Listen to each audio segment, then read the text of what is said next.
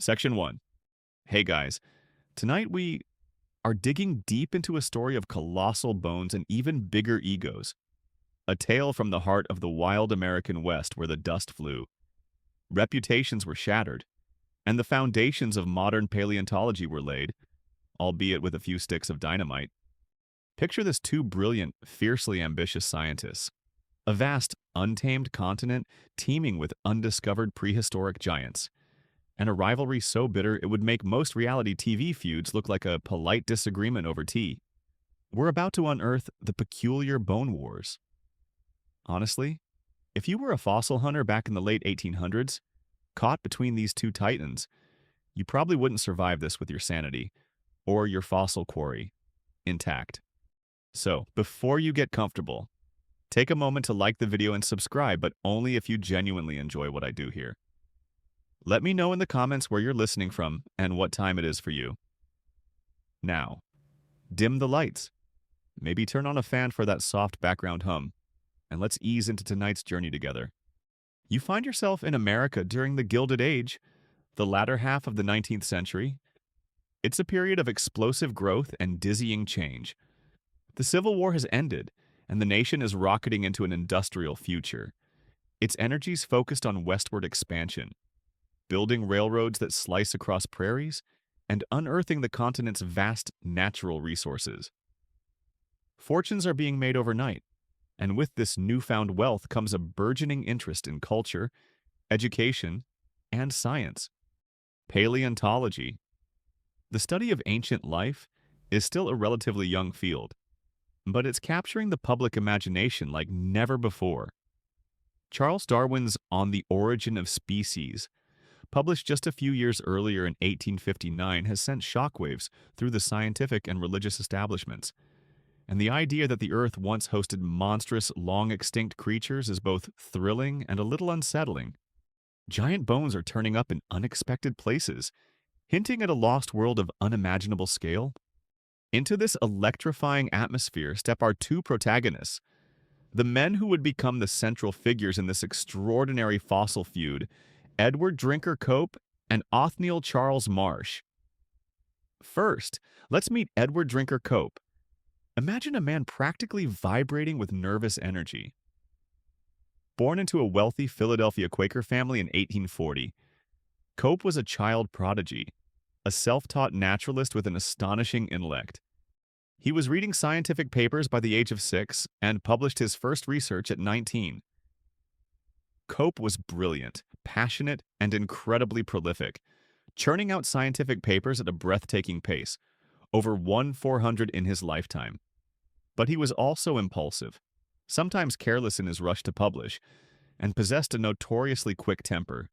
His brain, it seemed, ran on rocket fuel and a fierce impatience to unlock nature's secrets. He wasn't just interested in fossils. His expertise spanned ichthyology fishes and herpetology reptiles and amphibians. And it's a solid historical fact that his early work on classifying ray-finned fishes was a landmark contribution to zoology. Then there's Othniel Charles Marsh, born in 1831 in modest circumstances in upstate New York.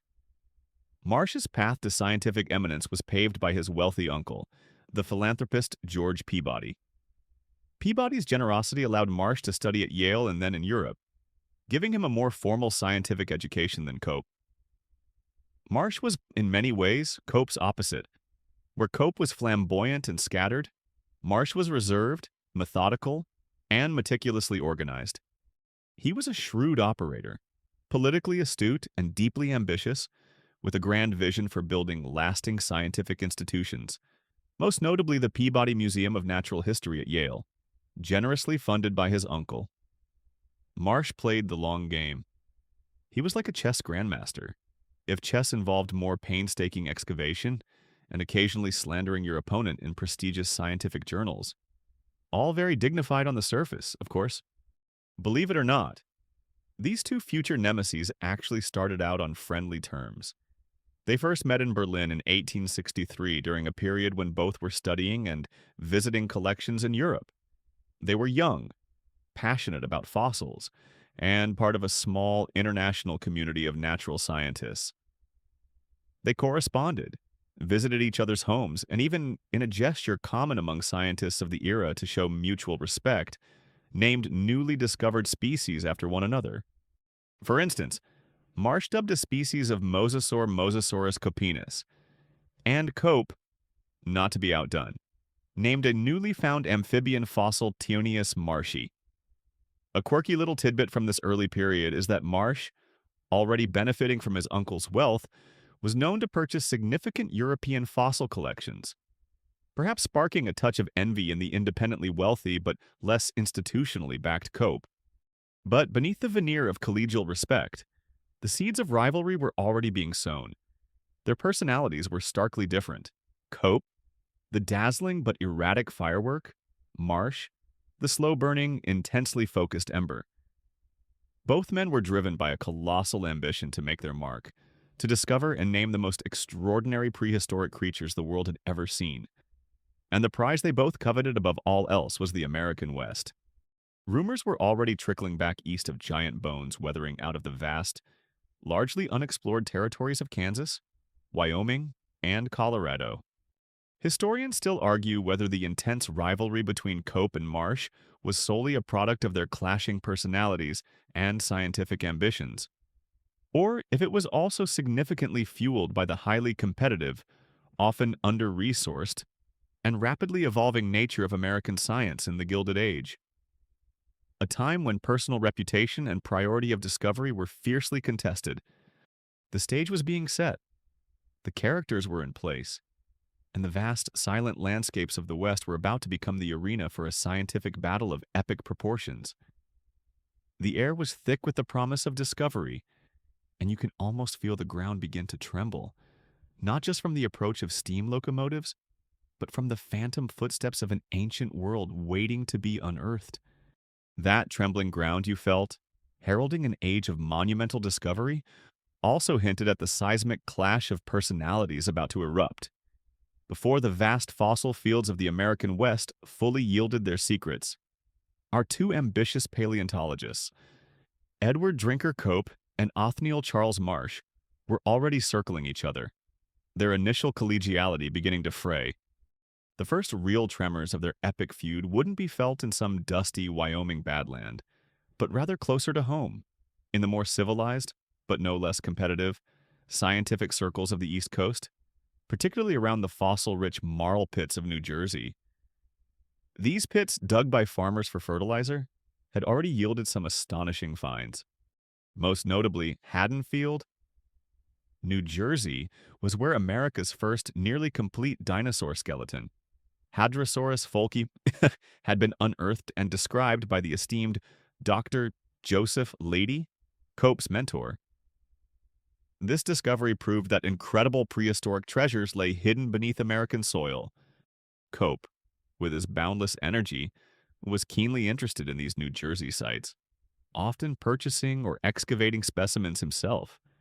He was eager to make his own spectacular finds, to outshine even his respected teacher, Leidy. And it was in connection with a truly remarkable fossil creature, though its bones hailed from the plains of Kansas rather than the marl of New Jersey, that the first major, undeniable crack appeared in the relationship between Cope and Marsh. This incident would become legendary, a sort of paleontological original sin that set the tone for decades of bitterness. You're about to witness the infamous Elasmosaurus platurus affair. Imagine Cope, around 1868 or 1869 ecstatic. He's gotten his hands on the fossilized remains of an enormous marine reptile, a plesiosaur of truly impressive proportions, discovered by a Dr. Theophilus Turner in Kansas. Working with his characteristic whirlwind speed, Cope rushes to reconstruct this magnificent creature. Eager to present it to the scientific world and claim the glory, he prepares a manuscript, illustrations are drawn up, and he proudly displays his reconstructed skeleton, likely at the Academy of Natural Sciences in Philadelphia.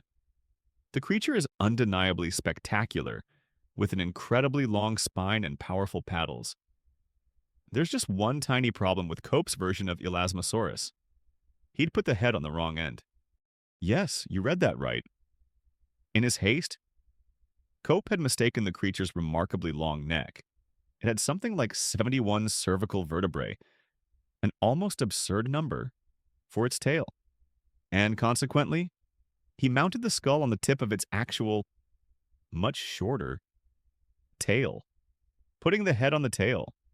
That's like trying to put your trousers on your arms. A bold fashion statement for a plesiosaur, perhaps, but not terribly practical for, say, catching fish or, basic hydrodynamics. Enter Othniel Charles Marsh. Perhaps he was visiting Philadelphia, or Cope had proudly shown him the manuscript or the mounted specimen. Marsh, ever the more meticulous and perhaps even then, quietly critical observer, examined Cope's handiwork. Historians still argue whether Marsh's correction of Cope's Elasmosaurus reconstruction was a genuinely helpful scientific intervention, a deliberately humiliating power play aimed at his increasingly obvious rival, or perhaps a bit of both. Whatever his precise motivation, Marsh pointed out the rather glaring anatomical oversight. Some accounts say he did it quietly. Others suggest a more public and less gentle correction. To make matters worse for Cope, the story often includes Dr. Leedy, his own mentor, who, upon examining the evidence, confirmed Marsh's assessment. The long series of vertebrae was indeed a neck, not a tail. The humiliation for Edward Drinker Cope was profound and immediate. He was a man of immense pride and a fiery temperament. To have made such a fundamental error, and to have it exposed by Marsh, a man he was perhaps already beginning to view with suspicion and competitive zeal, was a galling blow.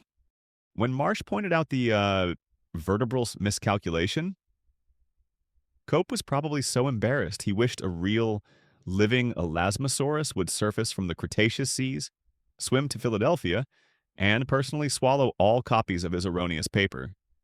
And maybe Marsh too, for good measure. Cope.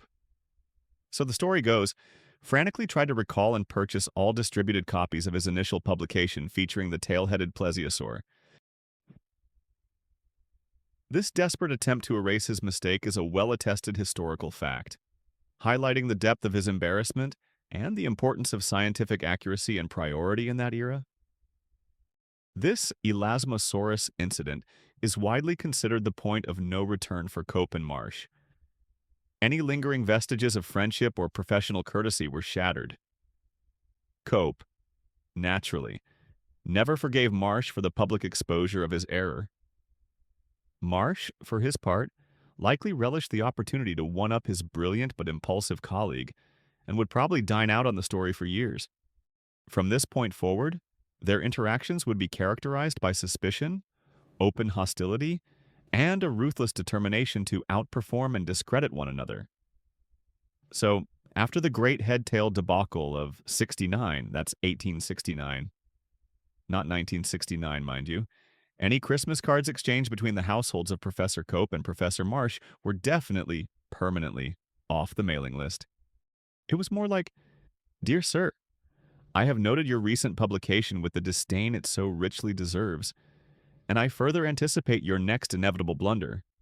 Yours with no respect whatsoever." The peculiar Bone Wars had, in essence, just received their official declaration. The scientific battle lines were drawn, not in chalk or marl, but in the indelible ink of wounded pride and burgeoning animosity. The West, with its promise of countless more bones, awaited its warring kings. That indelible ink of wounded pride, spilled over the Elasmosaurus affair, was barely dry before Professors Cope and Marsh, our newly minted nemeses, turned their sights westward.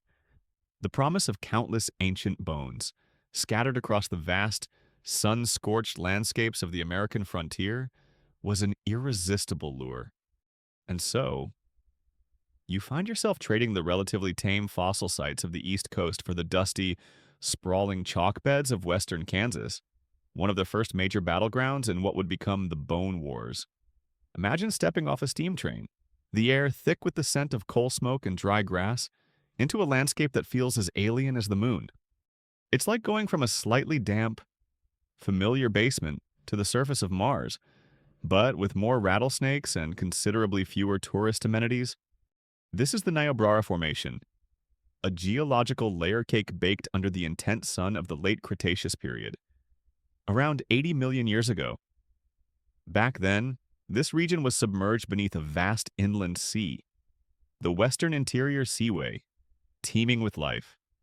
Now, it's a semi-arid expanse of rolling plains, deeply incised canyons, and towering chalk bluffs that shimmer white in the relentless prairie light.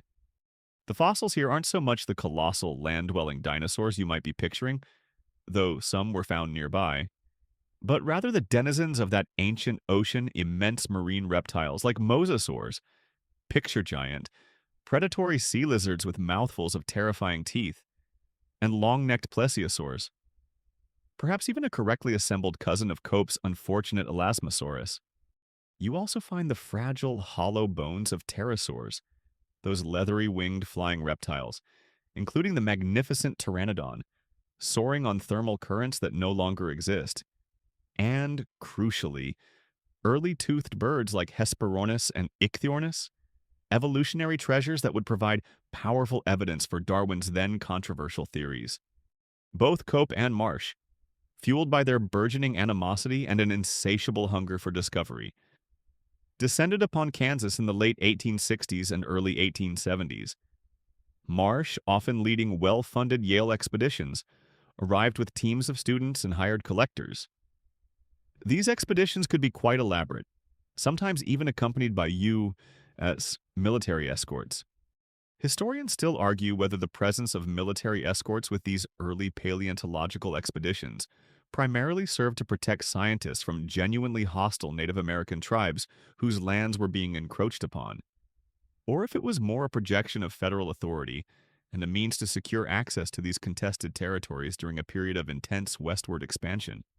Cope, often operating with fewer resources but no less determination, also led or joined expeditions, sometimes embedding himself with geological survey teams.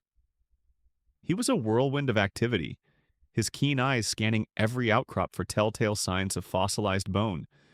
The Kansas chalk beds quickly became a proving ground for their rivalry. Cope and Marsh in Kansas were like two intensely competitive celebrity chefs at a high-stakes chili cook-off. If the chili was 80-million-year-old fish fossils and the secret ingredient involved sending passive-aggressive telegrams to scientific journals. My mosasaur is significantly larger and more scientifically important than your mosasaur. Their teams would often work in uncomfortably close proximity, eyeing each other's progress, jealously guarding promising sites, and sometimes attempting to poach skilled local fossil hunters. The pressure was immense. Priority of discovery and publication was everything. Find it first, name it first, and the glory and the species was yours. This led to a frantic pace, with both men sometimes rushing to describe and name specimens based on incomplete or poorly understood material, leading to errors that their rival would gleefully point out later. Despite the challenges, the scientific haul from Kansas was extraordinary. Marsh's team unearthed spectacular specimens of pteranodon, with its impressive crest and vast wingspan. Even more significantly, Marsh discovered Hesperornis regalis, a large, flightless diving bird with teeth in its beak, and Ichthyornis dispar, a smaller, gull-like bird, also possessing teeth. The discovery of these toothed birds was a major historical fact, providing crucial fossil evidence for the evolutionary link between reptiles and birds, and offering strong support for Darwin's theory of evolution. Marsh finding birds with teeth in Kansas was a huge deal. It certainly ruffled a few feathers in the more conservative scientific and religious circles of the day. Imagine a bird that could give you a sharp, toothy grin just before it dive-bombed your pioneer picnic. Cope, meanwhile, was equally prolific, unearthing a dazzling array of marine reptiles and giant fish, including the formidable 20-foot-long predatory fish Portheus molossus, now known as Zephactinus audax, a creature that could have easily swallowed a man whole. Life in the field was anything but glamorous. You'd be battling scorching summer heat, choking dust, sudden violent thunderstorms, and a constant scarcity of fresh water. Your days would be spent painstakingly chipping away at brittle chalk, your nights under a vast starry sky, perhaps with the howl of coyotes as your only lullaby. A quirky and perhaps slightly embellished tidbit often told about Cope is that he once used his own false teeth, clacking them together, to alternately amuse or intimidate Native Americans he encountered on the plains. Whether true or not, it speaks to the often unpredictable and sometimes surreal nature of these early paleontological expeditions into what was still very much the Wild West. The skirmishes in the Kansas chalk were just the beginning. The rivalry, now field-tested and deeply entrenched, was about to follow the advancing railroads and survey parties even deeper into the American interior, where even bigger bones, and even bigger battles lay waiting. The dust of the Kansas chalk beds barely had time to settle on their boots before the Bone Wars escalated, spilling out across the newly accessible territories of the American West. That deeply entrenched rivalry you witnessed, field-tested amidst mosasaurs and pterodactyls, was about to go full-blown continental. You're now swept up in the Great Western boom of the 1870s. Thanks to the relentless westward push of the Transcontinental Railroad, completed in 1869, and the ongoing efforts of government-sponsored geological surveys, vast, previously remote regions of Colorado, Wyoming, and Montana were suddenly within reach. And these lands, it turned out, were veritable graveyards of giants, promising fossil treasures that dwarfed even the impressive finds from Kansas.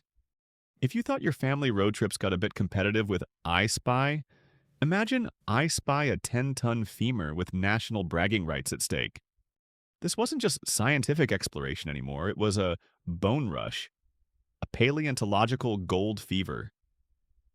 News began to trickle back east, carried by railroad workers, soldiers, prospectors, and the naturalists attached to survey teams, tales of colossal bones weathering out of bluffs, ribs the size of tree trunks, vertebrae like giant stone platters. For men like Cope and Marsh, this was an irresistible call to action. The allure of discovering entirely new species of dinosaurs, true land-dwelling behemoths, unlike the mostly marine and flying reptiles of Kansas, was intoxicating. We're talking about the first hints of the long-necked sauropods, the armored stegosaurs, and the fearsome theropods that would soon capture the world's imagination.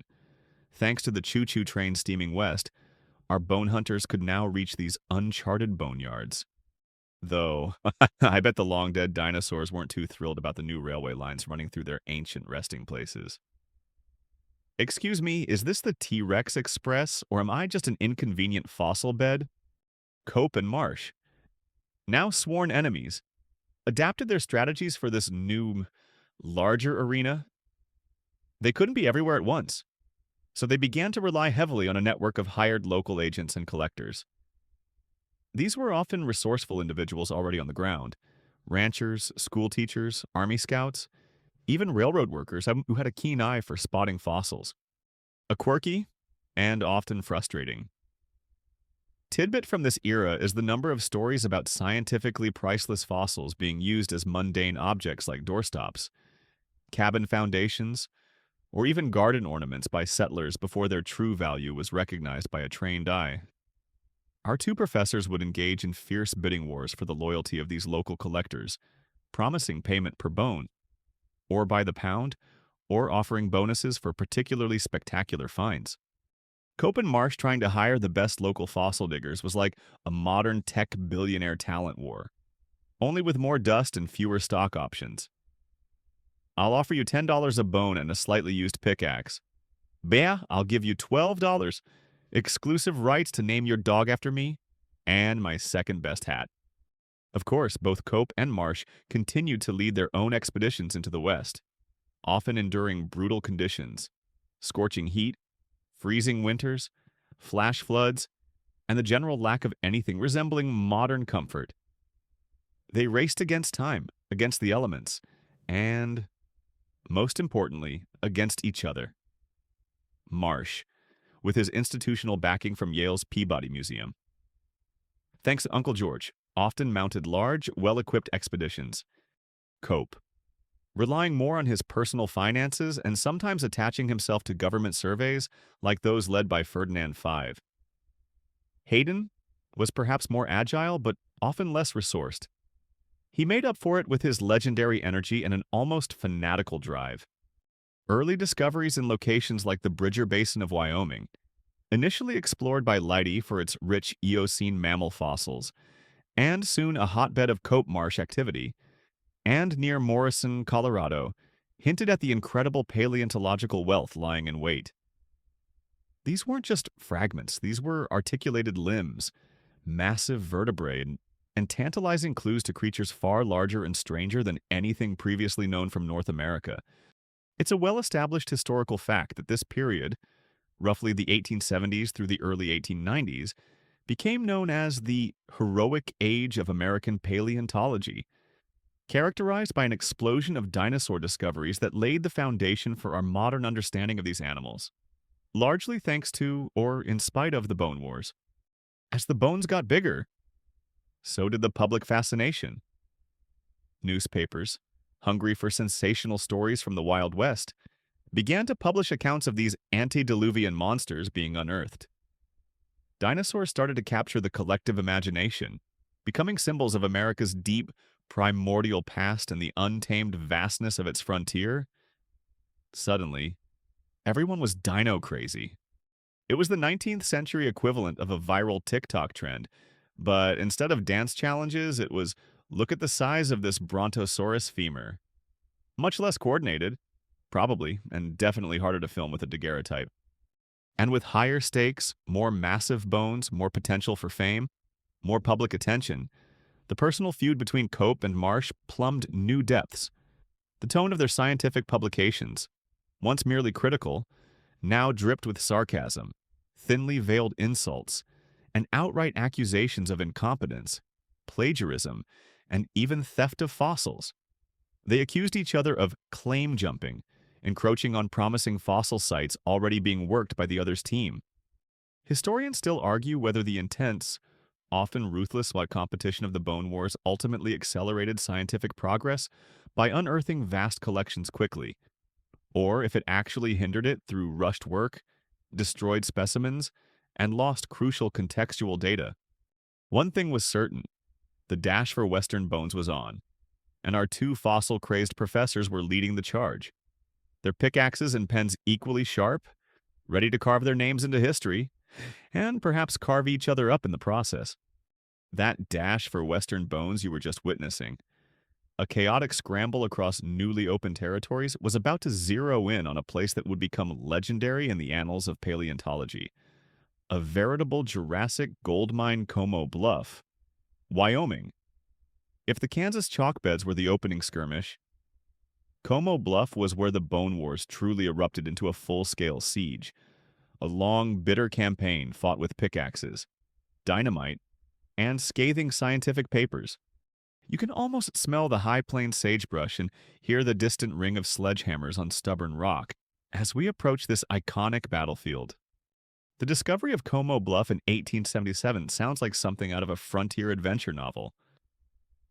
Two employees of the Union Pacific Railroad, William Harlow Reed, a section foreman and inveterate hunter, and William Edwards Carlin, a station agent, were out hunting near Como Station, a desolate little stop in southern Wyoming. They stumbled upon something astonishing: massive bones, literally bristling, as Reed later described it, from a long, low ridge. Imagine being a railroad worker. You're just minding your own business, probably complaining about the terrible quality of the coffee and the even worse jokes your buddy keeps telling, and you stumble upon a bone bigger than your entire handcart. Bill, you might say.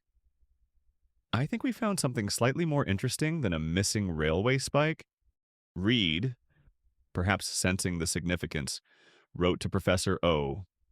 C. Marsh at Yale, describing the find.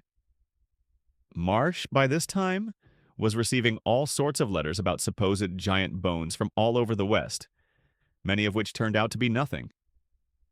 Initially skeptical, he sent one of his trusted field agents, Samuel Wendell Williston, a name you'll hear again, to investigate. Williston arrived at Como Bluff and was stunned. The ridge was indeed a dinosaur graveyard of unparalleled richness. It was part of the Morrison Formation, dating back to the late Jurassic period, around 150 million years ago. For 7 miles, this bluff was packed with the remains of some of the most iconic dinosaurs to ever walk the earth: the mighty Allosaurus, the plated Stegosaurus, the long-necked giants like Camarasaurus, Diplodocus, and the creature soon to be sensationally known as Brontosaurus, which we now know as Apatosaurus. Many skeletons were remarkably complete. Marsh, realizing he was onto something truly monumental, acted swiftly and secretively to secure the site. He hired Reed and Carlin, instructing them to excavate with utmost care but also with extreme discretion. He didn't want his arch-rival, Edward Drinker Cope, getting wind of this paleontological motherlode. Marsh established several quarries along the bluff: Quarry 1, Quarry 5, Quarry 9. Quarry 13 each with its own treasures. His instructions to his team were probably something along the lines of, "Find magnificent bones. Send all magnificent bones directly to me at Yale. If you see anyone who even looks like they might be associated with Professor Cope, offer them a cup of lukewarm water, and then casually misdirect them towards that uneventful rattlesnake den a few miles yonder." Yeah, in fact, it's a well-documented historical fact that Marsh ordered his Como Bluff collectors to destroy any fossils they couldn't excavate or ship, specifically to prevent them from falling into Cope's hands. This was a scorched earth policy applied to irreplaceable scientific treasures. But news of such a find, like water, eventually leaks out. Disgruntled collectors, or simply those looking to play both sides, might have sent word to Cope. Before long, Cope's own agents, including a man named O. J. Lucas, and later, ironically, Samuel Williston himself, after a falling out with Marsh, arrived at Como Bluff and began opening their own rival quarries, sometimes just a stone's throw from Marsh's operations. The battle for Como Bluff was joined. Imagine the scene: two determined teams, often working through the brutal Wyoming winters, chipping away at the ancient rock, each side jealously guarding their patch, eyeing the other with suspicion. Digging for dinosaurs at Como Bluff in winter. That's a special kind of dedication. Your snot probably froze solid before it even thought about hitting the ground.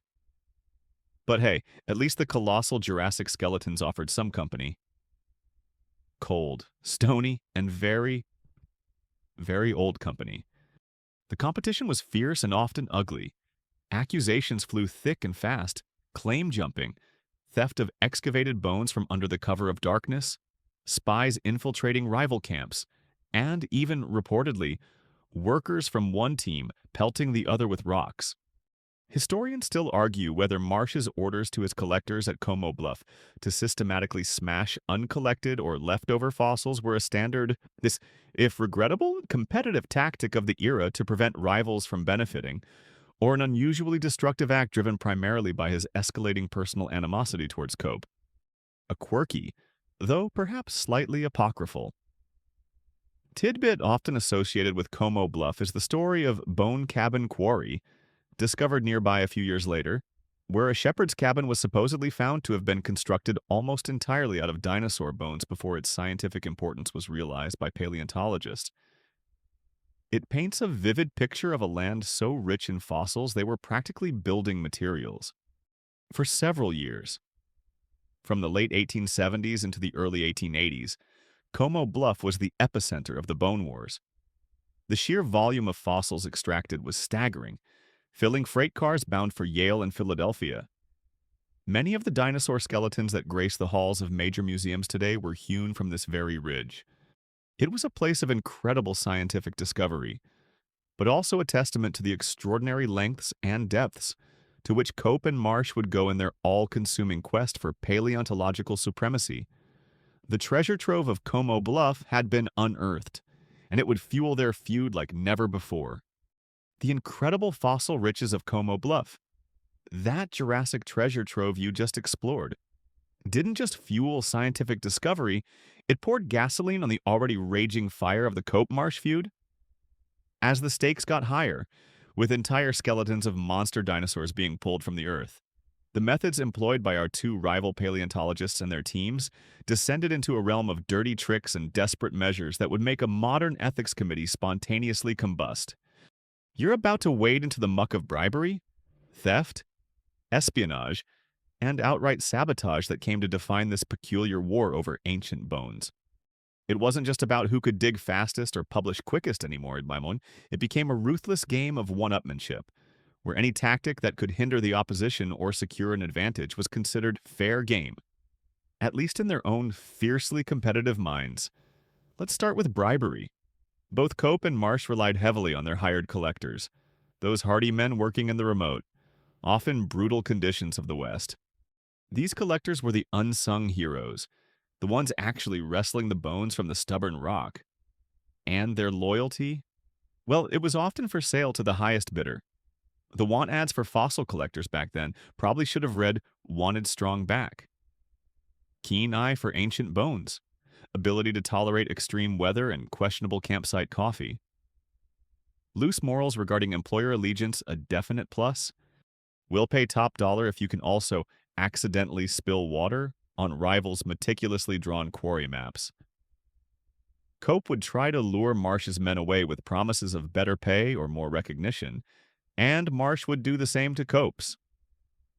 Samuel Williston, Marsh's trusted agent who first confirmed the riches of Como Bluff, later found himself working for Cope after disagreements with his former boss.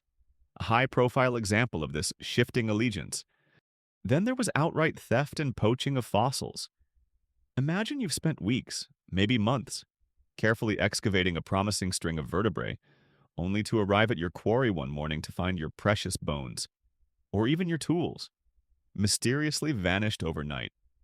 Or you discover that a rival team had brazenly started digging on a section of land you believed was your claim. Whispers and accusations of such transgressions were constant. Given the remote locations and often poorly defined boundaries of these claims, it was a thief's paradise if you had the nerve. Espionage also became a weapon. Both sides were desperate to know what the other was finding and where. They'd try to glean information from loose-lipped locals, disgruntled former employees of the rival camp, or even, it was rumored, by intercepting mail and telegrams. The spies in the Bone Wars probably weren't suave James Bond types, complete with dinner jackets and cleverly disguised gadgets.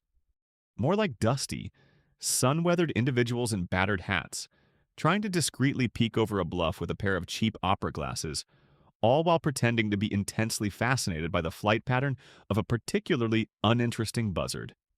A quirky, but entirely practical tidbit is the increasing use of codes or pseudonyms in correspondence between the paleontologists and their field agents to try and maintain secrecy about new discoveries, and especially the locations of rich fossil sites.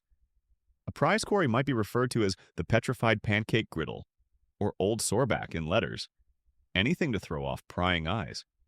And then there was sabotage, the most infamous and destructive of their tactics.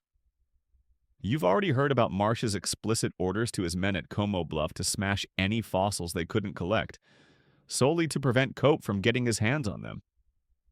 This scorched earth approach to paleontology is shocking to us now, but it highlights the venomous nature of the feud. Historians still argue about the full extent of deliberate fossil destruction during the Bone Wars. While Marsh's orders at Como Bluff are well documented, claims of widespread dynamiting of entire quarries by one side to render them useless to the other are often based on more anecdotal evidence and may have been exaggerated over time for dramatic effect. Still, imagine being so consumed by rivalry that you'd rather destroy an irreplaceable million-year-old piece of Earth's history than let your enemy have it. That's not just burning your bridges, that's dynamiting the entire geological formation from orbit. For science, of course. The collectors, these men in the field, were often caught squarely in the middle of this escalating conflict. They faced immense pressure from their demanding, often distant, employers. Payments could be slow or disputed. Credit for discoveries often went solely to Cope or Marsh, and the working conditions were frequently appalling. Some collectors undoubtedly tried to play both sides against each other for their own benefit, while others remained fiercely loyal despite the pressures. Their diaries and letters paint a vivid picture of life on the front lines of this bizarre war. A life of hard labor, genuine excitement at new finds, and constant anxiety about the machinations of their feuding bosses. It's a stark historical fact that these underhanded tactics, while producing vast quantities of fossils that filled museums, also resulted in significant scientific losses. Hasty or careless excavation damaged specimens. Crucial locality data, noting exactly where a fossil was found and in what geological layer, was sometimes lost, obscured, or even deliberately falsified to mislead rivals, diminishing the scientific value of the finds. The atmosphere in the fossil fields became one of paranoia and suspicion. Every stranger was a potential spy. Every new discovery a secret to be guarded with your life. Or at least until you could get it crated up and shipped back east. The Bone Wars were no longer just a scientific competition. They were a down and dirty brawl for ancient relics. And the gloves were decidedly off. That down and dirty brawl for ancient relics you just witnessed, with its unsavory tactics of sabotage and subterfuge, might make you wonder if any real science could possibly emerge from such a venomous environment. Yet, amidst the dust of deceit and the echoes of dynamite, both O, C, Marsh, and E, D, cope, driven by their ferocious rivalry, managed to unearth some of the most astonishing creatures ever to roam the earth. For now, let's turn our gaze to the formidable Professor Othniel Charles Marsh of Yale, and the legion of mighty dinosaurs his efforts brought into the light of the 19th century. Marsh, as you'll recall, was the more methodical, institutionally minded of our two combatants. He had the significant advantage of his wealthy uncle George Peabody's backing, which funded the magnificent Peabody Museum of Natural History at Yale. This became the ultimate destination for the tons upon tons of fossil bones his collectors painstakingly extracted from the Western Territories. Marsh was a master organizer, directing his field operations from New Haven like a general commanding a distant campaign. He employed a roster of skilled and often long-suffering collectors, men like Samuel Wendell Williston, at least in his early years with Marsh, the discoverers of Como Bluff, William H. Reed and William E. Carlin, and Arthur Lakes, a British-born clergyman and teacher who made significant finds in Colorado. These men were Marsh's eyes, ears, and chisels on the ground. From the rich strata of Wyoming's Como Bluff and other sites in the Morrison Formation, Marsh and his teams began to reveal a lost world of Jurassic giants that staggered the imagination. Picture yourself in the dusty, windswept expanse of a Wyoming quarry as Marsh's men unearth something truly bizarre. In 1877, they struck bones that would resolve into one of the most iconic and peculiar dinosaurs of all time, Stegosaurus. Imagine this creature a heavily built herbivore, lumbering along with a ridiculously small head, but with a double row of enormous upright bony plates running along its back and a formidable set of 4 long spikes on its tail. When Marsh first found Stegosaurus, he was probably scratching his head, thinking, okay, giant lizard, with enormous dinner plates somehow attached to its spine. Did it have a catastrophic run-in with a prehistoric crockery shop? The exact arrangement and function of those plates were a puzzle for years. Marsh, initially, and rather amusingly, thought they lay flat on the creature's back, like immense shingles or armor. That same prolific year, 1877 also yielded Allosaurus, a large and fearsome carnivorous theropod, a top predator of its time, equipped with sharp claws and powerful jaws. This was the kind of dinosaur that gave other dinosaurs nightmares. Then came the real titans, the long-necked sauropods. Marsh named Apatosaurus in 1877 from fairly incomplete remains. But in 1879, his crew at Como Bluff unearthed a much more complete and colossal sauropod skeleton, which he famously named Brontosaurus excelsus, the thunder lizard. The name Brontosaurus would capture the public imagination like few others, becoming almost synonymous with dinosaur for generations, even though, as we'll discuss later, the scientific validity of the name would become a long and complicated saga. For now, just picture this immense creature, shaking the Jurassic Earth with every step. Not content with just one type of giant sauropod, Marsh's team, particularly Williston and Reed, also brought forth Diplodocus in 1878. This was another behemoth, perhaps not as massively built as Apatosaurus, but incredibly long, with a whip-like tail that stretched out for an extraordinary distance. Marsh was clearly a naming machine. If it had bones, was impressively large, and had been dead for a few million years, he'd slap a grand, Latin-sounding name on it faster than you could say paleontological priority. Some of those names, like Stegosaurus and Diplodocus, stuck magnificently, and his string of major dinosaur discoveries didn't stop with the Jurassic.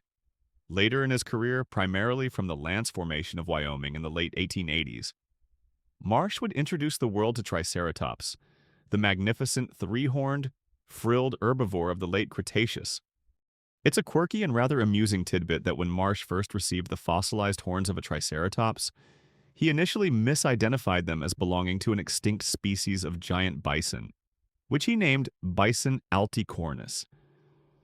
It wasn't until more complete skulls turned up that he realized he had a truly spectacular and entirely new kind of horned dinosaur on his hands. Indeed, it's an undeniable historical fact that O.C. Marsh named some of the most famous and iconic dinosaurs known to science, and his meticulously amassed collections at Yale's Peabody Museum became, and remain, a world-renowned treasure trove of prehistoric life. Beyond just naming these incredible beasts, Marsh also made significant contributions to their classification and understanding, notably through his detailed monographs on the odontorniids, his Kansas-toothed birds, which strongly supported Darwinian evolution and the Dinocerata, an extinct group of bizarre, horned Eocene mammals. Historians still argue whether Marsh's notorious tendency to delay the full publication of his scientific findings, sometimes for many years, was primarily due to his extreme scientific meticulousness, a strategic desire to protect his discoveries from the prying eyes and critical pen of Cope, or a calculated move to release information at moments that would maximize his own personal and institutional prestige. Marsh was, in essence, building an empire of bones at Yale. He wanted all the best fossils, the biggest dinosaurs, the most complete skeletons for his beloved Peabody Museum.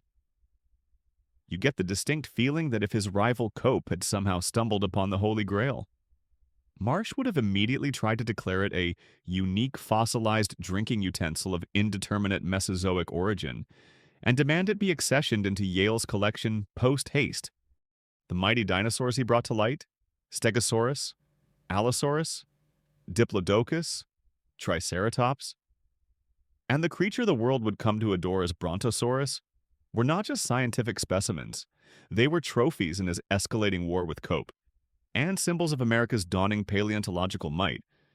Professor Marsh's parade of mighty dinosaurs, those stony titans he meticulously unearthed and proudly installed in Yale's Peabody Museum, certainly set a daunting standard in the Bone Wars. They were indeed impressive trophies, symbols of his growing paleontological empire. But across the battlefield, often working with a kind of frenetic, almost chaotic energy that contrasted sharply with Marsh's measured approach, was Edward Drinker Cope, and he was amassing an equally astonishing, if sometimes more varied, menagerie of ancient life. If Marsh was the careful curator of colossal skeletons, Cope was the insatiable discoverer of prehistoric biodiversity, his mind and his fossil collection overflowing with creatures great and small from across the vast expanse of geological time. You have to picture Cope, not so much as a general commanding orderly legions from a university stronghold, but more like a brilliant, slightly wild-eyed prospector, constantly on the move, his pockets bulging with intriguing teeth and vertebrae, his mind racing miles ahead of his pen, and his pen was astonishingly fast. Cope published papers so quickly, they probably left scorch marks on the unfortunate printing presses of the day. His personal motto sometimes seemed to be, "Name it now. Figure out what it actually is later." This, as you can imagine, made for some, shall we say, creative initial interpretations and a few red-faced retractions. But it also meant he often beat Marsh to the punch in claiming new species. While Marsh was laser-focused on those headline-grabbing Jurassic giants from places like Como Bluff, Cope, though certainly not averse to a good dinosaur, was like a paleontological magpie, eagerly grabbing shiny and significant fossils from every geological era and every corner of the West. In 1876, from the Judith River Formation of Montana, he described Monoclonius, one of the first ceratopsians, those fascinating horned dinosaurs, to be identified. Though its classification would prove to be a complex and often debated affair, he also made significant contributions to our understanding of sauropods, naming Camarasaurus supremus in 1877 from colossal remains found by his collector O. J. Lucas in Colorado. At the time, this was one of the largest dinosaurs known, a true giant that could look Marsh's Apatosaurus right in its presumed eye. And from the Triassic beds of New Mexico, much later in his career but from bones found earlier, he would describe Colophysis, a small, agile early theropod dinosaur that provided crucial insights into the origins of these great predatory beasts. But where Cope truly, and perhaps indisputably, outshone Marsh in terms of sheer volume and scientific impact was in the realm of Cenozoic mammals, those creatures that rose to prominence after the dinosaurs checked out. From the Eocene formations of the Bridger and Washakie basins in Wyoming, and later from the John Day fossil beds in Oregon, Cope unearthed and described an incredible array of ancestral horses, camels, rhinoceroses, early primates, bizarre ungulates like the Wintathers, and a host of ancient carnivores. It is a cornerstone historical fact that Cope's work on North American fossil mammals was revolutionary, providing a huge amount of the raw data that helped to map out the evolutionary history of many modern mammal groups. He was essentially writing entire chapters of the book of mammalian evolution in the American West. And he didn't stop there. His explorations in the Permian red beds of Texas yielded a treasure trove of early reptiles and amphibians, bizarre creatures from a time long before the dinosaurs. His output was simply staggering. Over his lifetime, Cope published more than 400 scientific papers and articles. He named well over 1,000 new species of fossil vertebrates. Now, it's true that many of those species were later synonymized, meaning they were found to be examples of already known species, or based on insufficient material. But the sheer energy and intellectual firepower behind that output was undeniable. A quirky, though perhaps revealing, tidbit often recounted is the state of Cope's study in Philadelphia, which was said to be an almost impassable labyrinth of bones, specimens, books, and unfinished manuscripts, a stark contrast to Marsh's more orderly museum halls. Trying to find a specific monoclonius horn fragment in Cope's office must have been an archaeological expedition in itself. I'm sure it's in here somewhere, possibly under that pile of fossilized fish. Or maybe it's currently propping open a window to air out the preserved rattlesnakes. Beyond just discovering and naming, Cope also delved into the theoretical side of evolution. He formulated Cope's rule, the observation that animal lineages often tend to evolve towards larger body size over geological time. He also championed neo-Lamarckian ideas about evolution, believing in the inheritance of acquired characteristics, a view that put him increasingly at odds with the growing Darwinian consensus focused on natural selection. Historians still argue whether Cope's rapid publication rate and his sometimes speculative theoretical leaps, often based on very incomplete fossil specimens, ultimately did more to advance or to confuse the science of paleontology in the short term. Despite the undeniable brilliance of many of his genuine discoveries, Cope's prolificacy was a key weapon in his war with Marsh. He aimed to overwhelm, to dominate the scientific literature with his discoveries. If Marsh was building a carefully curated fortress of paleontological knowledge at Yale, Cope was launching a dazzling, if sometimes erratic, fireworks display of new names and new species from every conceivable corner of the fossil record. His energy was boundless, his intellect sharp, and his contribution to American paleontology, despite the chaos of the Bone Wars and his own sometimes hasty methods, was simply immense. He was painting a vast, sprawling mural of prehistoric life, one fossil at a time, at a pace that left most of his contemporaries breathless. That breathless pace at which Edward Drinker Cope was painting his sprawling mural of prehistoric life was, as you might imagine, often matched by an equally breathless exchange of insults, accusations, and devious maneuvers between him and his arch-rival, Othniel Charles Marsh. The Bone Wars weren't just fought with pickaxes and chisels in the dusty Badlands. They were also waged with poisoned pens in the hallowed pages of scientific journals, with whispers in the corridors of museums, and with a level of cloak and dagger intrigue that would make a Cold War spy blush. You're now delving deeper into the shadowy world of espionage, sabotage, and outright scientific slander that became the unfortunate hallmarks of this peculiar conflict. The scientific papers published by Cope and Marsh during this period often read less like objective reports and more like, well, 19th century academic diss tracts. Their descriptions of new species would frequently contain thinly veiled and sometimes not so thinly veiled criticisms of the other's work. Marsh would lambaste Cope for his hasty publications. His tendency to make errors in classification that Elasmosaurus head-on-the-tail incident was a gift that kept on giving for Marsh, and his sometimes wild anatomical interpretations.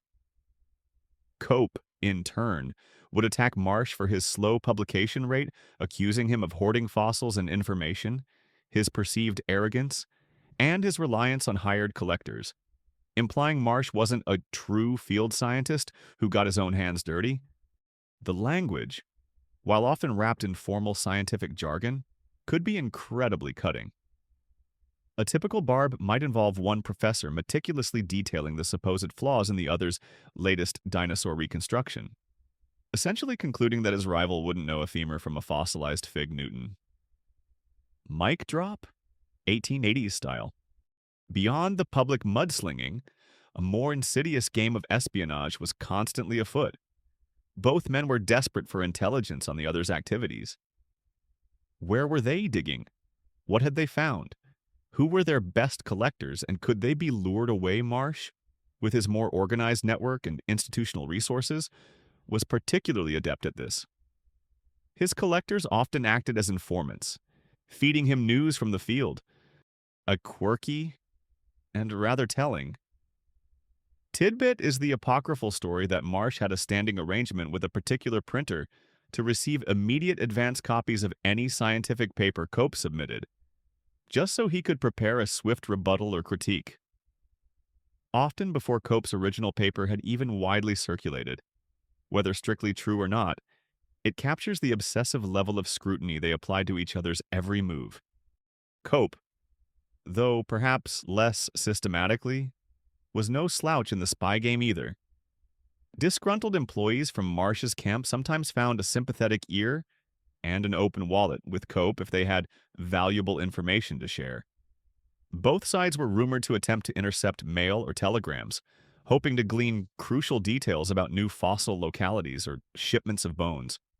By the peak of the Bone Wars, Cope and Marsh were probably so deeply paranoid they'd meticulously check their most prized fossils for tiny, cleverly disguised listening devices.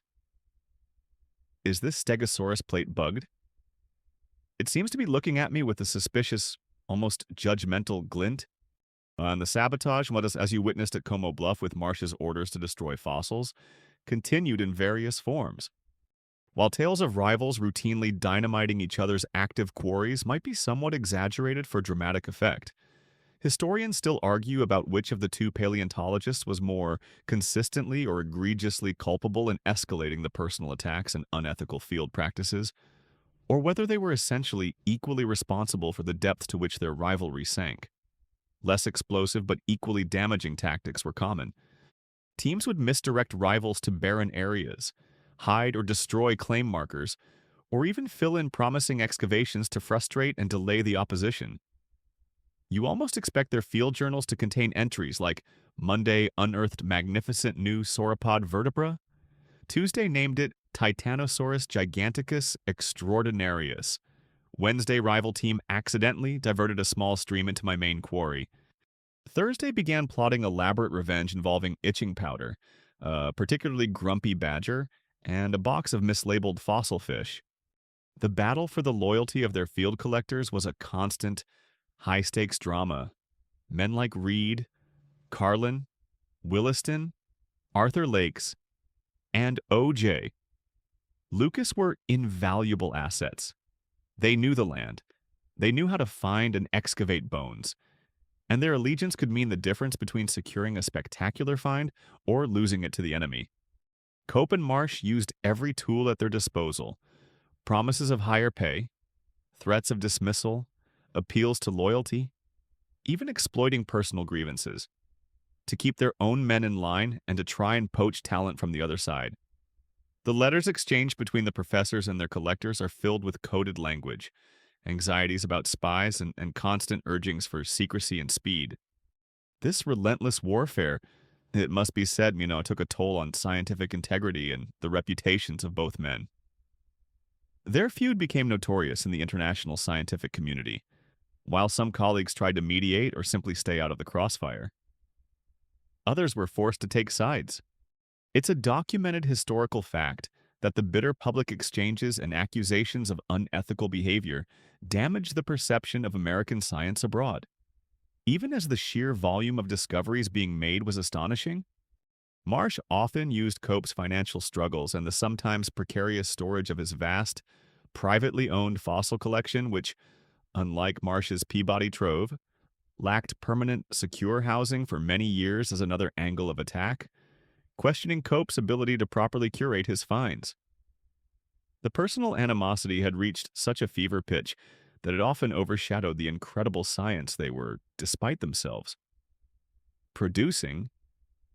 The thrill of discovery was now inextricably linked with the thrill of vanquishing the enemy. That fever pitch of personal animosity you've been witnessing, with its scientific slander and cloak-and-dagger field tactics, often threatened to overshadow the truly magnificent creatures being dragged from their stony tombs. Yet, ironically, it was this very intensity that drove C. Marsh and E.D. Cope to unearth fossils that would not only define their careers, but also forever shape our vision of the prehistoric world.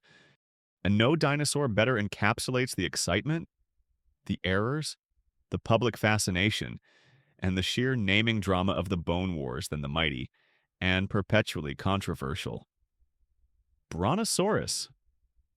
So, brace yourself for the battle of the Thunder Lizard. First, you need to appreciate the sheer awe that the discovery of sauropods, those colossal, long-necked, long-tailed herbivores, inspired in the late 19th century. These were creatures on a scale previously unimagined, true giants that made even the largest elephants look like house pets. Both Cope and Marsh were desperate to claim the biggest and best of these behemoths. In 1877, Marsh's collector, Arthur Lakes, working in the Morrison Formation of Colorado, sent him some impressive, though incomplete, sauropod bones. Marsh, with his characteristic efficiency, named this find Apatosaurus ajax, meaning deceptive lizard, perhaps because its vertebrae were different from what he expected. It was a significant discovery, another giant for his rapidly growing collection at Yale. But then, just 2 years later, in 1879 came an even more spectacular find: William H. Reed, one of Marsh's industrious collectors at Como Bluff, Wyoming, specifically from the now famous Quarry 10, unearthed a much more complete and truly enormous sauropod skeleton. It was a magnificent specimen, though, frustratingly, it was missing its skull. Undeterred by the missing head, Marsh recognized this as something distinct and even grander. He named it Brontosaurus excelsus, noble thunder lizard. Thunder lizard. I mean, come on, that's an A-plus dinosaur name right there. No wonder the public immediately fell in love with it. Who wants a pet deceptive lizard when you could have a thunder lizard? It just sounds so much more impressive on a school lunchbox, doesn't it? Marsh, eager to showcase this incredible find, commissioned a full skeletal reconstruction of Brontosaurus excelsus for the Peabody Museum. This mounted skeleton became one of the most famous dinosaur displays in the world, the image that would define dinosaur for generations. There was just one slight issue. Beyond the fact that the original didn't come with its own head. It's like buying a top-of-the-line vintage locomotive, but finding out the driver's cabin and controls are sold separately. It's magnificent! Just don't ask how it saw where it was going or, ate. So, what do you do when your prized dinosaur is a bit light in the cranium department? Well, if you're O.C. Marsh in the midst of the Bone Wars, you improvise. It's a well-known quirky tidbit that the skull eventually placed on Marsh's iconic Brontosaurus mount was not found with the Brontosaurus excelsus skeleton. Instead, it was a skull found some miles away, likely belonging to a different type of sauropod altogether, probably more closely related to Camarasaurus, which had a boxier, more robust head. For decades, this borrowed, somewhat ill-fitting skull became the public face of Brontosaurus. The plot thickened in 1903. Elmer Riggs, a paleontologist from the Field Museum in Chicago, was carefully studying sauropod skeletons, including Marsh's original Apatosaurus ajax material and other related finds. He came to a startling conclusion: the differences between Apatosaurus and Brontosaurus weren't significant enough to warrant them being separate genera. He argued that Brontosaurus excelsus was simply a more mature, or perhaps slightly different species of the already named Apatosaurus. And according to the strict rules of scientific nomenclature, the system for naming organisms, the first validly published name takes precedence. Since Apatosaurus was coined in 1877, 2 years before Brontosaurus, the mighty thunder lizard was scientifically demoted. Officially, Brontosaurus became a junior synonym of Apatosaurus. This scientific ruling, however, did little to dampen the public's adoration for the name Brontosaurus. It's a clear historical fact that, despite its official scientific reclassification, Brontosaurus remained overwhelmingly popular in books. Museum displays often still labeled as such, movies, and general culture for the better part of a century. The name was simply too evocative, too beloved, to be erased by a taxonomic technicality. It created a long-standing disconnect, where scientists would diligently refer to Apatosaurus, while the public happily continued to talk about their beloved Brontosaurus. But wait, the tale of the thunder lizard has one more twist. Fast forward over a century to 2015. A team of paleontologists, Emmanuel Chop, Octavio Mateus, and Roger Benson, published an exhaustive, incredibly detailed reanalysis of diplodocid sauropod relationships, looking at hundreds of anatomical features across dozens of specimens. Their conclusion: the original Brontosaurus excelsus type specimen and several other closely related specimens actually were different enough from Apatosaurus ajax to justify Brontosaurus being recognized as a distinct and valid genus after all. The thunder lizard, it seemed, was back from the dead, scientifically speaking. Even after this 2015 paper proposing the reinstatement of Brontosaurus, paleontologists still debate the finer points of sauropod classification and whether the distinctions truly warrant separate generic status, highlighting the ongoing complexities of defining species and genera from often incomplete fossil remains. First it's Brontosaurus, then it's Apatosaurus. Then Brontosaurus stage dives back into the mosh pit of valid genera paleontologists. Please make up your minds. It's enough to give us all fossil whiplash. Next, they'll be telling us Pluto isn't a planet. Oh, right.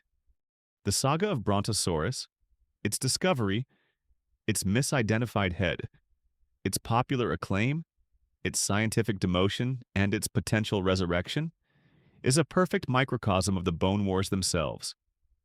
A story filled with breathtaking discoveries, hasty judgments, fierce debate, lasting public impact, and the ever-evolving nature of science.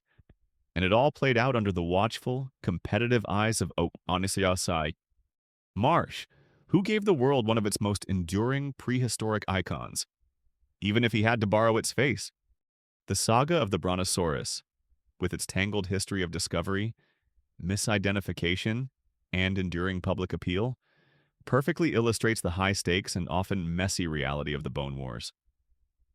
But OC, Marsh, and E.D. Cope didn't just battle over individual fossils or the prestige of naming the next giant lizard. Their conflict increasingly spilled into the corridors of power as they fought for federal funding, institutional backing, and the political pull that could make or break a scientific career in Gilded Age America. You're now entering the smoke-filled backrooms where scientific grants were won and lost, and where government connections became potent weapons in their arsenal. In the latter half of the 19th century, as the United States pushed westward, the federal government sponsored a series of ambitious geological and geographical surveys. Think of them as massive reconnaissance missions: the Hayden Survey, the King Survey, the Powell Survey, the Wheeler Survey, tasked with mapping these vast, newly acquired territories, assessing their natural resources, and documenting their flora and fauna, both living and long dead. These weren't your average weekend camping trips with a slightly over-enthusiastic geology professor. These were often rugged multi-year expeditions, venturing into challenging and sometimes dangerous terrain. Day 37 of the Great Western Survey. A field journal might read, discovered 3 new species of giant prehistoric beaver, narrowly avoided a rather heated debate with the Congressional Oversight Committee regarding budget allocations for said beaver research. Please advise on current appropriations for coffee and hardtack. Morale? Adequate? For paleontologists like Cope and Marsh, these government surveys offered incredible opportunities. They provided logistical support, access to promising new fossil localities often protected by military escorts, and a prestigious platform for publishing their findings in official government reports. Edward Drinker Cope, with his boundless energy and wide-ranging expertise, found an early ally in Ferdinand V, Hayden, the leader of the U.S. Geological and Geographical Survey of the Territories. For several years in the 1870s, Cope served as a vertebrate paleontologist for the Hayden Survey, a role that took him deep into the fossil fields of Wyoming, Colorado, and Montana, and resulted in a cascade of important discoveries, particularly among Eocene mammals and Cretaceous dinosaurs. Othniel Charles Marsh. However, with his Yale connections and a more calculating political mind, played the Washington game with arguably greater finesse and long-term success. He diligently cultivated relationships with influential figures. When the various territorial surveys were consolidated into the newly formed UIS, Geological Survey USGS in 1879, Marsh was perfectly positioned.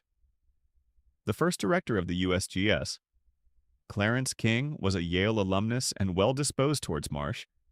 King's successor, the powerful John Wesley Powell, famous for his daring exploration of the Grand Canyon, also came to favor Marsh. In 1882, a pivotal moment occurred. Marsh was appointed vertebrate paleontologist of the USGS.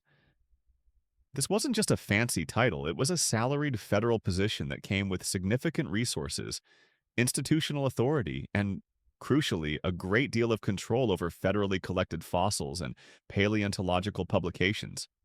Marsh getting that sweet USGS gig was like him being handed the keys to the entire American paleontology kingdom, and then promptly changing all the locks so Cope couldn't even wander in to borrow a cup of sugar. Or a particularly interesting Triceratops horn. Marsh skillfully used his USGS position, and later his presidency of the prestigious National Academy of Sciences from 1883 to 1895, to bolster his own research programs and, many historians argue, to actively sideline Cope. He influenced how federal funds for paleontology were allocated. It's a significant historical fact that, under Marsh's influence, there was an expectation that all fossils collected by federal surveys or with federal funds should either go to the National Museum, the Smithsonian, or be curated under the direction of the USGS's own paleontologist, namely, Marsh himself. This effectively gave him oversight, if not outright control, over a vast stream of paleontological material. For Cope, this was a disaster. When Hayden's survey was absorbed into the USGS, Cope lost his primary governmental support system. Marsh, it's widely believed, worked behind the scenes to ensure that Cope, his brilliant but erratic and often critical rival, did not receive a comparable appointment or significant funding from the new USGS. Cope, seeing Marsh effectively cozying up to Washington insiders and cornering the market on federal patronage, was probably fuming. "Oh, so that's how this game is played." You can almost hear him exclaim. "I'm out here wrestling actual fossils from the unforgiving earth with my bare hands, and he's in some stuffy office wrestling congressman for grant money. Where's the scientific glory in that?" Forced to rely more heavily on his dwindling personal fortune and his connections with institutions like the Academy of Natural Sciences in Philadelphia, Cope became an increasingly vocal critic of the USGS and Marsh's dominant role within it. He accused Marsh of creating a scientific monopoly, of using his federal position and taxpayer money for personal aggrandizement, and to build up his collections at Yale, rather than for the broader benefit of American science. Historians still argue whether Marsh's dominant position within the USGS and National Academy of Sciences was primarily a result of his superior political acumen, his genuine and considerable scientific stature, and a clear vision for institutionalizing American paleontology, or if it did indeed represent an unfair monopolization of resources that actively, and perhaps vindictively, stifled other talented paleontologists, most notably his great rival, Cope. The Bone Wars, already a bitter personal and scientific feud fought out in the fossil fields and academic journals, had now unequivocally expanded into the political arena. The grand game of unearthing America's prehistoric past was now deeply entangled with the equally complex game of securing federal patronage, wielding institutional power, and playing the intricate, often frustrating, game of Washington politics. The pickaxes and chisels were still essential, but so too, it seemed, were well-placed connections and a talent for bureaucratic maneuvering. The intricate game of bureaucratic maneuvering and the pursuit of political pull you just witnessed were, for O.C., Marsh and E.D., Cope, just another front in their all-consuming war. But as Marsh consolidated his power within institutions like the UISS, Geological Survey, and the National Academy of Sciences, effectively sidelining Cope from significant federal patronage, Cope grew increasingly frustrated and desperate. His personal fortune, which had funded so much of his early work, was dwindling. He felt cheated, ignored, and outmaneuvered. And so, with options narrowing, Edward Drinker Cope decided to take his grievances, and the entire sordid tale of the Bone Wars, public. You're about to see this bitter scientific feud explode from the confines of academic journals and closed-door meetings onto the front pages of America's newspapers, much to the delight of a scandal-hungry press and a captivated, if somewhat bewildered, public. The Gilded Age press, you have to understand, was a very different beast from the media landscape of today. Newspapers were king, the primary source of information and entertainment for millions. And many editors, especially those running the popular mass circulation dailies, absolutely loved a good, juicy scandal. Think sensational headlines, dramatic narratives, and a certain gleeful willingness to air the dirty laundry of prominent figures. Science was also becoming increasingly fascinating to the public, especially the gee-whiz discoveries of giant dinosaurs and daring explorations of the Wild West. So, a knockdown, drag-out fight between two of the nation's leading paleontologists. That was journalistic gold. You can just imagine the newsboys on the street corners, their voices hoarse from shouting, "Extra, extra, read all about it." Dinosaur professors in furious fossil fracas. Accusations of boneheaded mistakes and skeletal skullduggery. Get your Paleoprof punch-up paper here. The main event? The moment the Bone Wars truly went viral, 1890 style, occurred in January of that year. Cope, likely collaborating with a journalist acquaintance named William Hosea Ballou, unleashed a carefully prepared barrage of accusations against Marsh in the pages of the New York Herald. one of the country's leading newspapers. It was a full frontal assault. Cope accused Marsh of plagiarism, of scientific incompetence, of gross errors in his work that poor, perpetually misheaded Elasmosaurus naturally made a star appearance, of misusing government funds for his own benefit at Yale, and of mistreating his assistants and collectors. Cope essentially opened his meticulously kept dossier of grievances, built up over 2 decades of bitter rivalry, and dumped it all onto the public record. Marsh, who generally preferred to wage his battles in more controlled environments like scientific societies or government committees, was initially aghast and reluctant to engage in such a public mudslinging match. But the accusations were too damaging, too public, to ignore. Pressured by his allies and concerned for his reputation and that of the institutions he represented, Marsh fired back with his own salvo in the Herald. He, in turn, accused Cope of being a sloppy scientist, prone to egregious errors and wild speculation. He highlighted Cope's financial recklessness, his allegedly unstable temperament, and his tendency to name species based on the flimsiest of fossil fragments.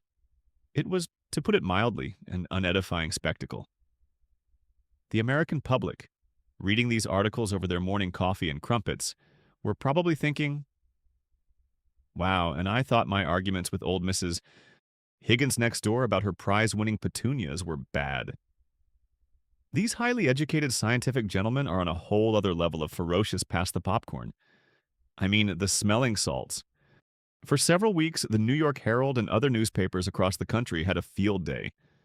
Headlines screamed of scientists waging bitter warfare, the intricate details of their field tactics, their accusations of stolen bones, smashed quarries, and plagiarized discoveries, along with deeply personal insults, were all laid bare for public consumption. It's a well-documented historical fact that this very public airing of grievances in the New York Herald in January 1890 marked the scandalous public climax of the Bone Wars, exposing the bitter personal animosity and questionable ethics that had characterized the rivalry for years. Some papers even published cartoons lampooning the two dinosaur warriors, perhaps depicting them whacking each other with giant femurs. The fallout was significant. While the articles certainly gave Cope a platform to voice his long-simmering frustrations and did bring some unwelcome scrutiny upon Marsh and the USGS, it also damaged both their reputations within the scientific community and with the public. Some colleagues were appalled by the spectacle, fearing it would discredit American science as a whole, making it seem like a field populated by petty, squabbling egotists.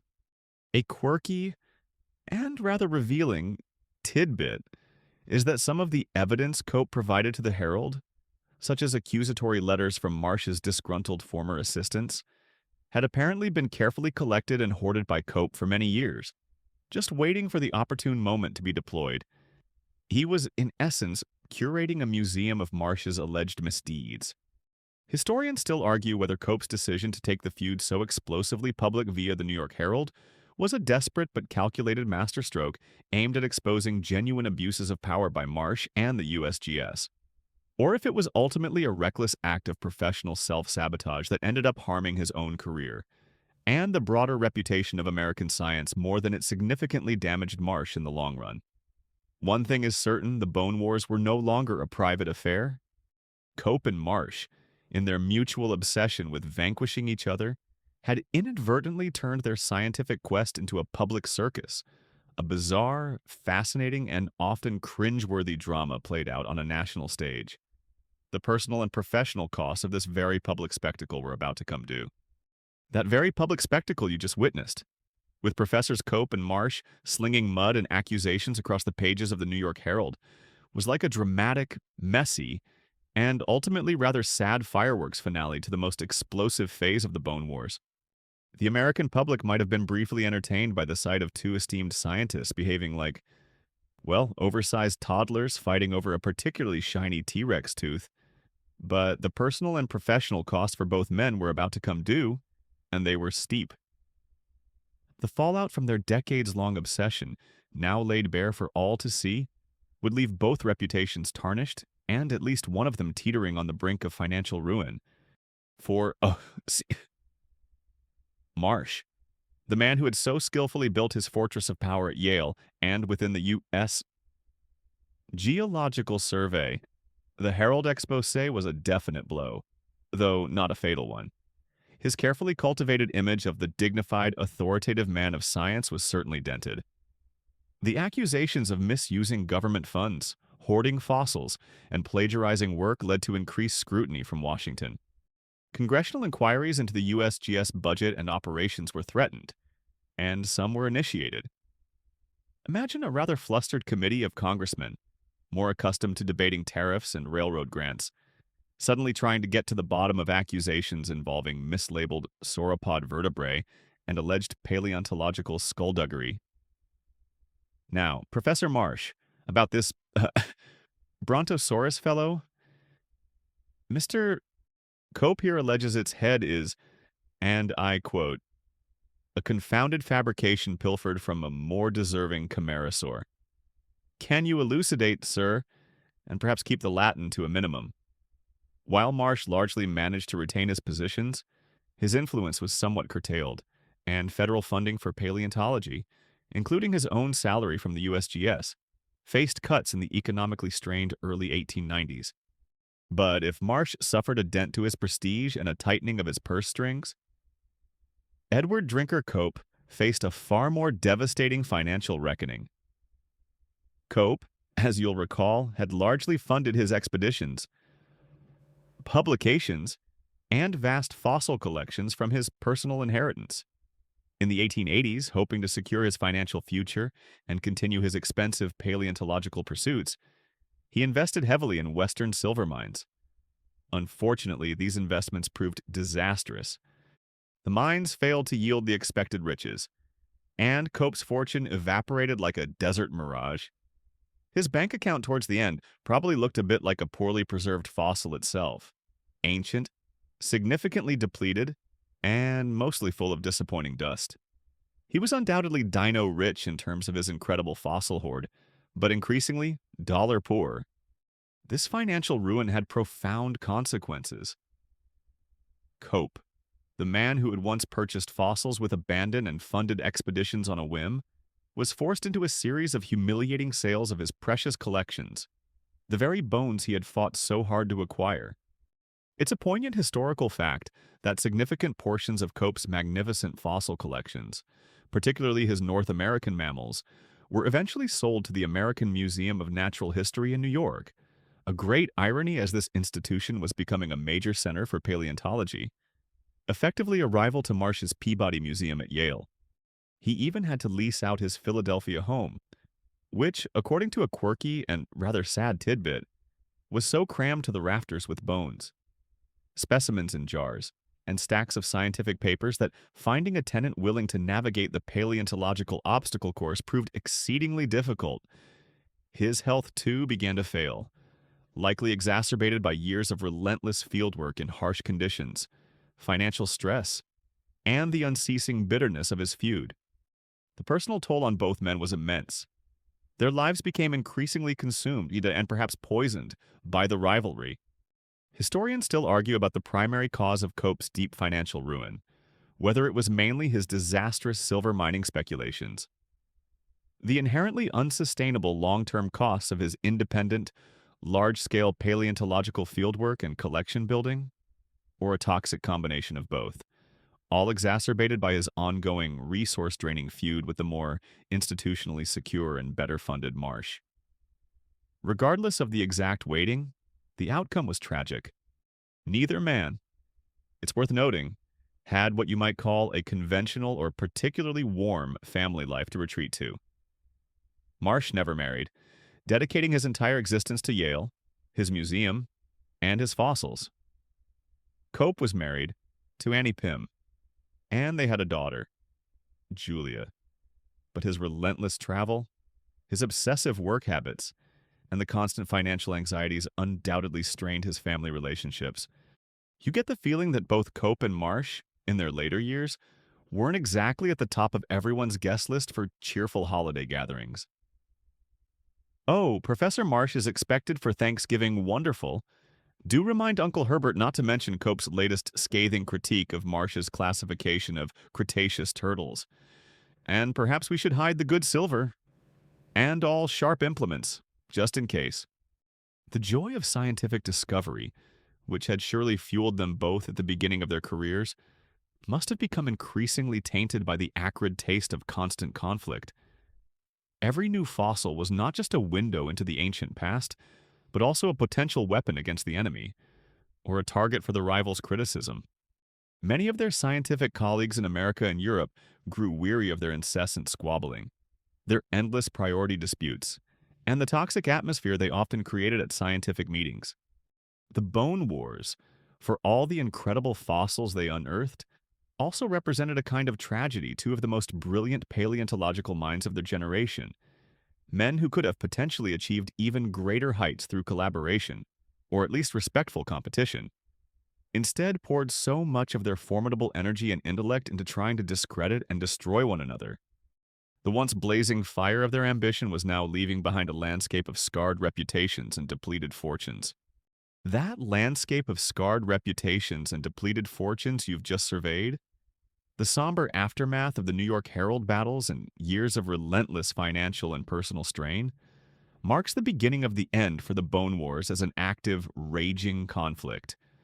Our two titans, Edward Drinker Cope and Othniel Charles Marsh, who had once bestridden the world of American paleontology like colossal, feuding dinosaurs themselves, were now entering the twilight of their remarkable, if tumultuous, careers. The once blazing fire of their ambition and animosity was beginning to flicker and fade, not with a truce, but with the inevitable advance of age, illness, and the changing scientific tides. By the 1890s, both men were feeling the immense toll of their decades-long obsession. The boundless energy that had driven them across continents, through grueling field seasons, and into countless scientific battles was waning. Major fieldwork became less frequent, often delegated to any remaining loyal assistants they could still afford to employ. Their focus, by necessity and perhaps by a dawning sense of their own mortality, began to shift more towards attempting to organize, describe, and publish the mountains of fossils they had already accumulated, a truly Herculean task for both, given the sheer volume of material. By the 1890s, Cope and Marsh were probably starting to feel their age, and then some. All those years of frantic digging, furious feuding, and lugging giant, uncooperative femurs around the country really takes a toll on a chap. They were probably trading their pickaxes for slightly more comfortable rocking chairs and perhaps a subscription to a journal that specialized in strongly worded letters to the editor. Well, maybe not the rocking chairs just yet, but the fire was definitely banking. For Edward Drinker Cope, the final years were marked by a valiant, but ultimately losing battle against declining health and persistent financial hardship. He had secured a professorship at the University of Pennsylvania in 1889, a position that offered some stability but only a modest salary, hardly enough to offset his previous losses or fund new grand expeditions. Yet, he continued to work with his characteristic intensity, publishing papers, engaging in theoretical debates, and attempting to bring order to his vast, often chaotically stored, personal fossil collection. His health, however, deteriorated steadily, likely due to a kidney ailment or complications from illnesses contracted during his many arduous years in the field. In April 1897, at the relatively young age of 56, Edward Drinker Cope died in his Philadelphia home, surrounded, quite literally, by the bones that had been his life's passion, and, in many ways, his undoing. But Cope, ever the provocateur, had one last macabre shot to fire in the Bone Wars, even from beyond the grave. It's a quirky and much debated tidbit that, on his deathbed, or perhaps stipulated in his will, Cope issued a final challenge to Marsh. He proposed that after their deaths, their brains be removed and weighed, to determine once and for all who possessed the superior intellect. Cope's final gauntlet thrown down. My brain's bigger and therefore better than your brain. Top that, Marsh. Lie. It's the 19th century scientific equivalent of a posthumous social media mic drop. You have to wonder if they'd measure them in grams, or perhaps in accumulated intellectual sparring points. Othniel Charles Marsh outlived his great rival, but not by long. He too was suffering from declining health in his later years. While he still held his prestigious positions at Yale and, for a time, with the USGS and the National Academy of Sciences, his dominant influence had waned somewhat after the public scandals and the government cutbacks of the early 1890s. He dedicated his final years to overseeing the immense collections at the Peabody Museum and working on his grand, detailed monographs, such as his work on the Dinocerata, those bizarre horned mammals, and attempting to complete a definitive volume on the sauropoda, which remained unfinished at his death. Marsh, ever the institution builder, ensured his legacy would live on through the museum he had so painstakingly filled. In March 1899, just 2 years after Cope, Othniel Charles Marsh died at the age of 67. With Cope gone, and Marsh soon to follow, the primary engines of the Bone Wars sputtered and fell silent. The intense personal animosity that had fueled the conflict for nearly 3 decades simply fizzled out. It's a straightforward historical fact that, with the deaths of Cope in 1897 and Marsh in 1899, the most vitriolic and overtly hostile phase of the Bone Wars effectively concluded. A new generation of paleontologists was already emerging, many of whom had been trained by or had worked for one or both of the rivals. These younger scientists, while undoubtedly benefiting from the vast fossil collections amassed during the wars, were often eager to move towards more collaborative, methodical, and less personally destructive approaches to the science. The Wild West itself was changing. The heroic age of swashbuckling, individualistic fossil hunting giving way to more organized, museum-based research. As for Cope's brain challenge, historians still argue whether this deathbed dare was a final, macabre act of deeply personal rivalry, a genuine, if eccentric, reflection of 19th century beliefs in phrenology or the correlation between brain size and intelligence, or perhaps a dramatic story somewhat embellished by Cope's friends and supporters after his passing. His brain was indeed preserved and reportedly weighed, it was said, to be impressively large. But Marsh, whether he ever seriously considered the challenge or not, died before any such ghoulish comparison could be arranged. Marsh, upon hearing of Cope's passing, likely felt a complex mixture of emotions, perhaps a touch of grim satisfaction, a measure of relief, but also maybe a strange sense of emptiness, like a seasoned general whose lifelong adversary had finally quit the field. Who, he might have mused, am I going to furiously denounce in the footnotes of my scientific monographs now? It just won't be the same. The Titans had fallen, and the era they so fiercely dominated was drawing to a quiet, dusty close. That quiet, dusty close you witnessed as the great titans of American paleontology, Edward Drinker Cope and Othniel Charles Marsh, finally laid down their pickaxes and their pens, marked the end of an astonishingly turbulent and incredibly productive era. The Bone Wars, with all their sound and fury, their brilliant discoveries and bitter recriminations, were over. But what legacy did this peculiar, fossil-fueled feud leave behind, etched in stone and in the annals of science? As you sift through the aftermath, you find a story as complex and multifaceted as the ancient ecosystems these men fought so fiercely to unearth. First and foremost, there are the bones themselves, mountains of them. Cope and Marsh, for all their faults, were colossally successful in finding and excavating fossils. It's an undeniable historical fact that the fossil collections they amassed remain absolutely foundational to North American paleontology and are prized treasures in major museums around the world. Marsh's spoils largely built the renowned vertebrate paleontology collections at Yale's Peabody Museum of Natural History. Cope's vast personal collection, after his death and various sales, found its primary home at the American Museum of Natural History in New York, with other significant portions going to institutions in Philadelphia and elsewhere. We're talking about hundreds of thousands of specimens, including countless type specimens, the original examples upon which new species are formally named and described. Paleontologists today, over a century later, are still studying these collections, still making new discoveries based on the bones that Cope and Marsh dragged from the earth. Cope and Marsh collected so many bones, museums probably had to build new wings just to store the fossils they hadn't quite gotten around to publicly insulting each other over yet. Another nearly complete Stegosaurus, Professor Excellent.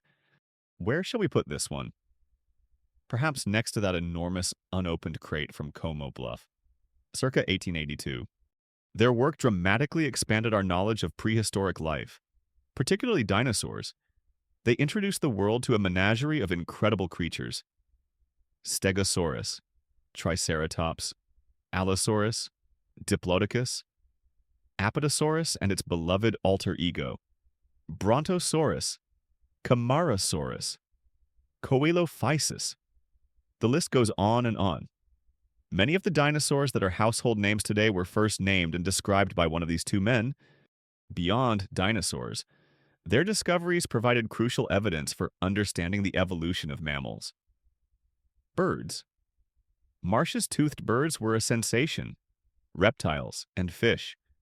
They helped to popularize paleontology, turning it from an obscure academic pursuit into something that captured the public imagination with images of colossal skeletons and lost worlds. But this incredible scientific bounty came at a significant cost. The scorched earth tactics, the rushed excavations, the sometimes deliberate obscuring of locality data to thwart rivals, all these things led to an immeasurable loss of scientific information.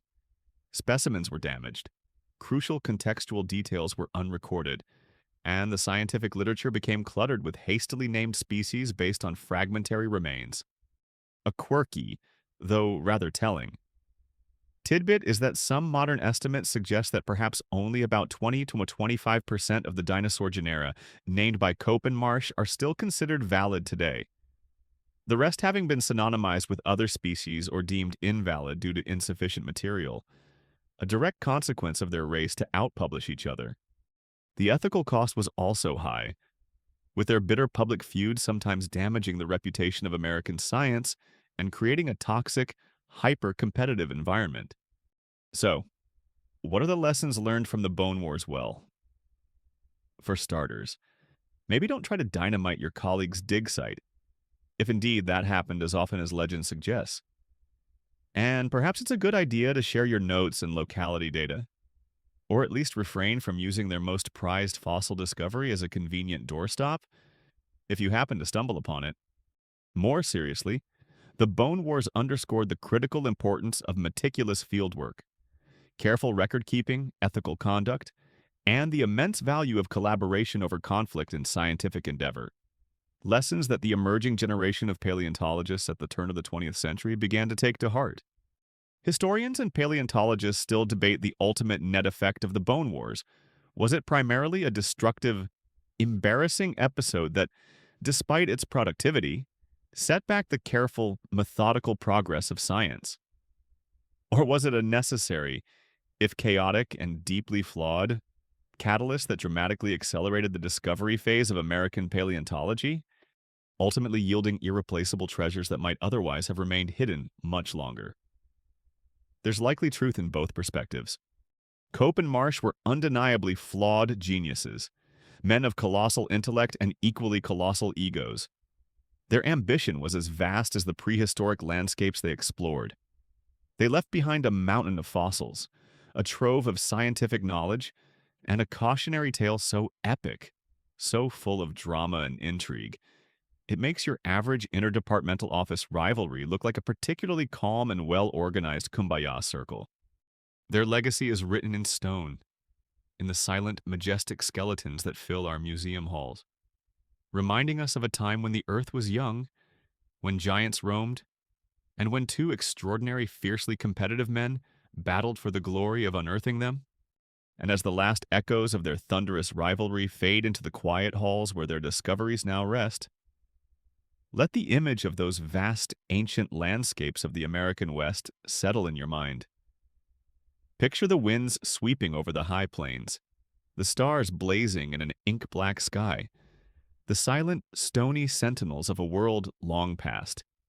The frantic energy of the bone wars, the clatter of pickaxes, the shouted accusations, the whispered plots, all that is now softened into the deep, enduring silence of geological time.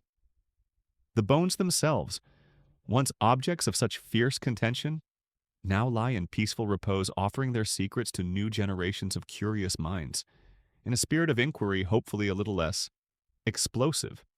Feel the weight of that history, the immense span of time, and the passionate, if sometimes misguided, human endeavor to understand it all. Let that sense of vastness and quietude envelop you now, as the story of this peculiar feud finds its own quiet end. The dust has settled, the titans are at rest, and the ancient bones continue to whisper their tales to those who will listen with care and with patience. End of script. Sweet dreams.